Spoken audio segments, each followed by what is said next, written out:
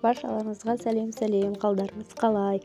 Бүгінгі үй жағдайында сәбіз қосылған сочный гречкамызды жасайтын боламыз. Ол үшін бізге 1 штук ашылған сәбіз, 2 картошка, 1 пияз және 300-400 грамм шығатындай ет керек. Етті осы видеода көрсетіліп жатқандай кубиктап тураймыз.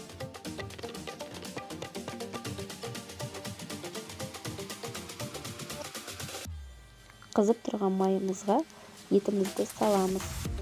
Етімізді баяу отта өз суы тартылғанша өз суында қайнатып, жақсылап қуырып аламыз.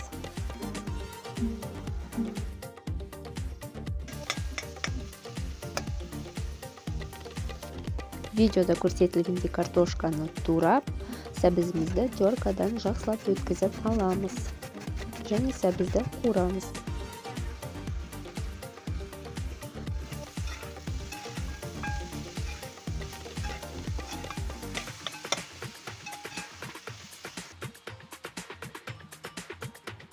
Сәбізімізді қуырып алғаннан кейін 1 чайная ложка томатымызды салып, картошкамызды салып, жарты чайная ложка тұзымызды салып, бір араластырып, су құйып бұқтырып қоямыз. Мені көріп отырған көрермендер, каналға тіркеліп, комментарий жазып, лайк басуларыңызды, қолдауларыңызды сұраймын.